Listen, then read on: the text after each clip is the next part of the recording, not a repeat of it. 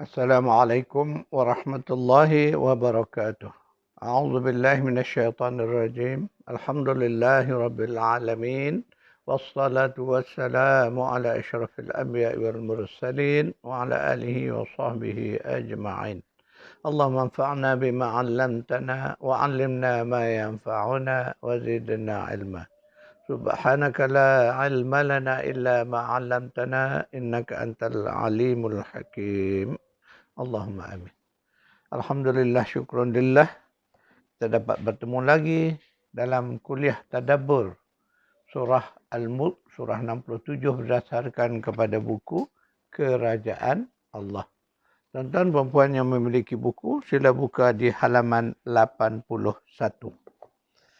InsyaAllah, tuan-tuan dan puan, pagi ini kita mulakan dengan ayat yang ketiga dari surah Al-Mulk.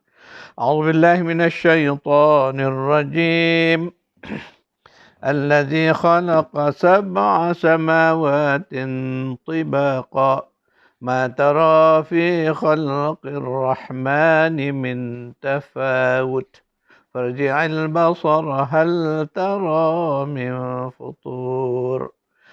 Dialah yang telah menciptakan 7 langit berlapis-lapis.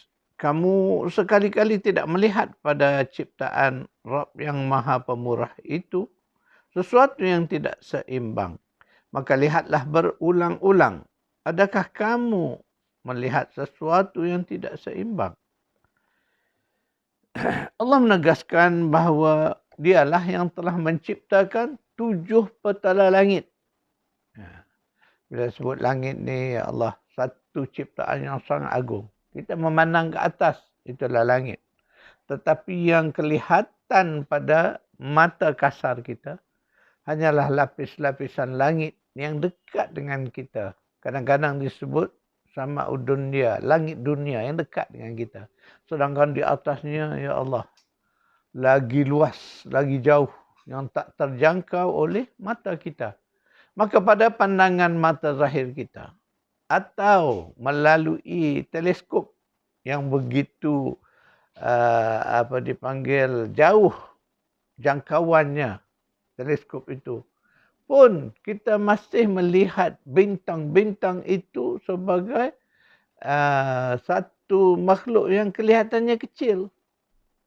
Sedangkan hakikatnya bintang-bintang itu jauh lebih besar daripada planet kita, bumi ini. Itulah nak menggambarkan betapa hebatnya ciptaan langit. Apatah lagilah ketika Allah menyebut 7 lapisan langit. Masya Allah. Hanya Allah lah yang maha mengetahui. Jadi konsep langit ini ialah apa yang ada di atas kita. Jadi dalam kedudukan kita di bumi, maka apa sahaja yang kelihatan berada di atas, ia merupakan bahagian daripada langit. Itu yang kita nak faham konsep langit. Inilah konsep umum tentang langit. Oleh kerana bumi ini bulat, maka apa saja yang berada di luarnya adalah langit. Bulan kelihatan berada jauh di atas matahari dan bintang-bintang berada lebih jauh daripada itu lagi.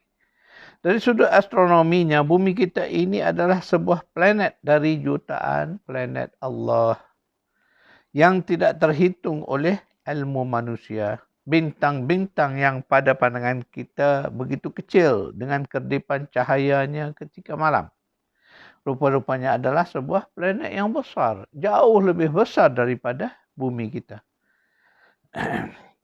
Ketika Allah meminta kita memerhati langit ciptaannya, rasa-rasanya mustahil untuk kita memerhati dengan tepat. Biarpun ilmu astronomi atau ilmu falak telah jauh berkembang maju, disokong dengan perkembangan peralatan canggih untuk melihat ruang angkasa, namun ilmu manusia masih belum dapat menerawangi langit Allah. Itulah hakikatnya. Setelah ribuan tahun, dulu sejarah awal umat Islam memajukan bidang astronomi ini yang dikenali juga sebagai ilmu falak. Kemudian diteruskan oleh orang-orang barat sehingga hari ini penerokaan angkasa adalah sebahagian daripada aktiviti mengembangkan ilmu astronomi. Namun kita melihat tidak mudah bagi manusia untuk menjangkau keluasan langit Allah itu. Itulah hakikatnya. Bahawa apa yang kita sebut penerokaan angkasa lepas itu hanyalah sekadar penerokaan langit yang dekat dengan kita. Belum begitu jauh. Biarpun kita hari ini mempunyai teknologi yang begitu canggih, dengan peralatan sains dan teknologinya, tetapi tidak mudah.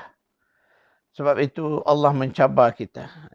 Allah suruh kita perhatikan sahaja pun sudah mencukupi untuk kita menyadari keagungan ciptaan langit.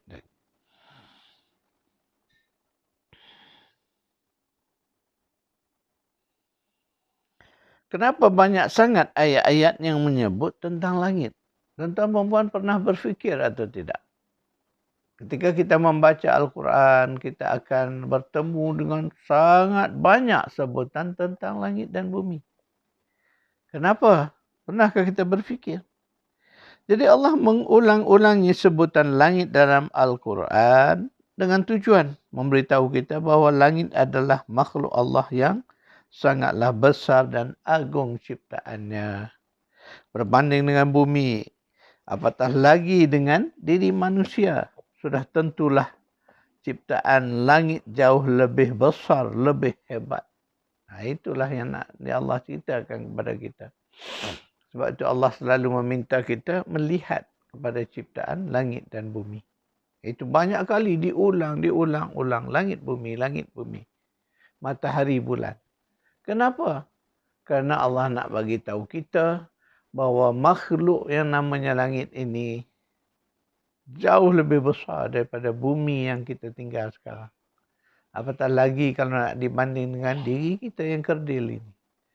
Itulah dia. Kita kena sedar hakikat ini. Pada ciptaan langit itulah kita akan melihat keagungan, kekuasaan Allah sebagai Rabb yang telah mencipta, kemudian dia mengurus tadbir. Apa yang berlaku terhadap alam ini, yang terjadi di alam ini, Allah yang mengurus tadbirnya. Kemudian sudah pastilah semua itu adalah milik Allah. Dan itulah hakikat rububiyah. Allah nak ngajar kita dengan melihat, dengan menyadari hakikat ini, semakin tinggilah keimanan kita kepada rububiyah Allah. Itu tuan-tuan perempuan kena faham. Jadi ini, setiap ayat ini dia akan ada kaitan dengan iman. Dia ada kaitan dengan tauhid. Ketika mana kita melihat ciptaan Allah, maka di sana kita akan melihat rububiyah Allah. Ingat konsep Rabb itu, kita ulang lagi, konsep Rabb itu ciri-cirinya adalah pada ciptaan. Allah mencipta. Langit bumi ini adalah hasil karya Allah. Allah penciptanya. Kemudian Allah mengatur, mentadbir, mengurus, memerintah. Itu juga satu ciri rububiyah. Allah mengatur terbitnya matahari dari timur, jatuhnya di barat. Terbit dari timur, jatuh dari barat. Sejak dahulu hinggalah nanti tiba saatnya kiamat berlaku, baru perubahan itu akan berlaku. Semuanya diatur, diurus oleh Allah. Itulah satu dari ciri rububiyah Allah. Dan ciri akhirnya kita pastilah bila dia mencipta, dia mengatur tadbir, maka semua ini adalah kepunyaan Allah.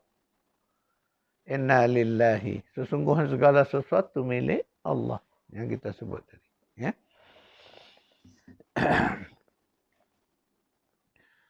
Allah menggambarkan langit itu sebagai atap. A'udzubillahi minasyaitonir rajim. الذي جعل لكم الأرض فراشا والسماء بناء وأنزل من السماء ماء فأخرج به من الثمرات فأخرج به من الثمرات رزقا لكم فلا تجعلوا لله أندادا وأنتم تعلمون. Allah dialah yang telah menjadikan bagi kamu bumi ini sebagai hamparan dan langit itu sebagai binaan, sebagai atap. Dan dialah yang telah menurunkan dari langit akan air. Dan dengan air itulah dia memberikan buah-buahan yang menjadi rezeki kepada kamu. Maka janganlah kamu menjadikan bagi Allah itu sesuatu sebagai sekutu sedangkan kamu mengetahui. Surah Al-Baqarah, surah 2 ayat 22. Allah menjelaskan dalam ayat yang kita baca tadi bahawa langit itu adalah binaan. Bina. Dia berada di atas sebagai atap yang melindungi kita. Ya? Itulah sebab biasanya kita yang di atas itu kita sebut bumbung atap lah. Begitulah keadaan sifat langit tadi. Ya? Dan langit ini satu makhluk yang masih misterius kepada kita. Kerana ilmu kita tentang langit masih terlalu sedikit. Itu pun berdasarkan kepada apa yang Allah ajar kepada kita. Ya? Sedangkan jangkauan akal kita, jangkauan indera kita tidak mampu ya, untuk menerokai ruang angkasa. Kemampuan kita lihatlah setelah ratusan tahun, ya, ribuan tahun, maka baru akhir-akhir ini kita dapat keluar ke angkasa. Ya, membina satelit di angkasa. Tetapi angkasa di ruang angkasa yang mana? Masih dekat dengan bumi. Belum dapat pergi jauh lagi. Begitulah hebatnya ciptaan langit ini. Jadi kita kena sedarlah diri kita. Sebab itulah banyak maklumat-maklumat tentang langit hakikinya yang kita tak tahu. Melainkan apa yang Allah cerita. Yang mana Allah menggambarkan bagaimana ya, para malaikat naik turun dari langit ke bumi. Kemudian naik semula dalam tempoh kiraan masa yang begitu panjang. Berdasar kiraan masa waktu kita. Ya.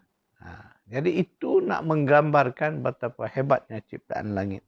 Kemudian Allah menyebut tentang penghuni-penghuni langit yang kita tak pernah jumpa. Yang disebut bahawa para malaikat Allah itu berada di langit, penghuni langit. Malaikat Allah itu berada di langit dan di bumi. Ya. Tetapi khusus makna di langit sana hanyalah ada para malaikat Allah. Itulah yang kita sebut bahawa ia adalah bahagian daripada apa yang disebut sebagai al-ghaib. Maka kita orang beriman, kita dituntut supaya beriman dengan hal-hal yang ghaib. Wa yu'minuna bil ghaib. Itu ciri orang yang beriman. Kita kena yakin percaya apa yang Allah sebut tentang langit, tentang penghuninya, tentang berapa lapisan langit itu kita percaya walaupun kita tak dapat melihatnya. Itulah sifat orang beriman.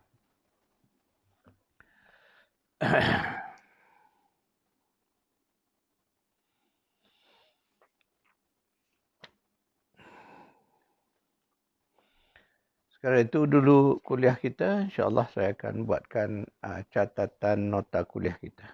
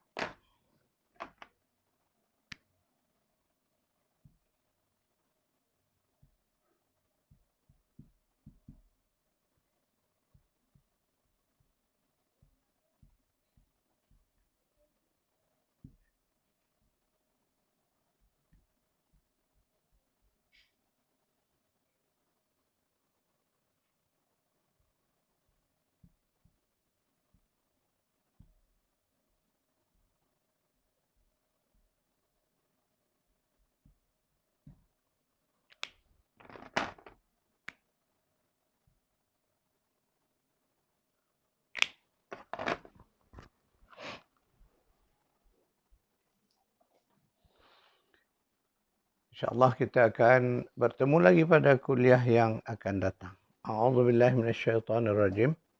Allahumma rabbana atina fid dunya hasanah wa fil akhirati hasanah wa qina adzaban nar.